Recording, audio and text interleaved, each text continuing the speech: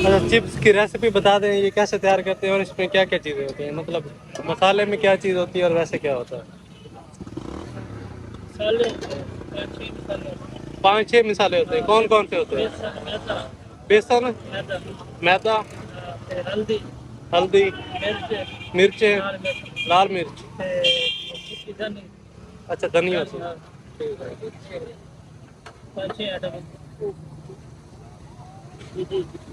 एक बट्टी पर शेव करना,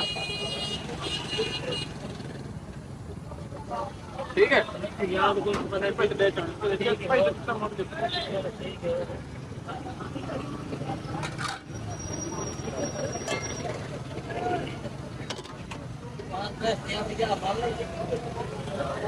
काम करो भाई,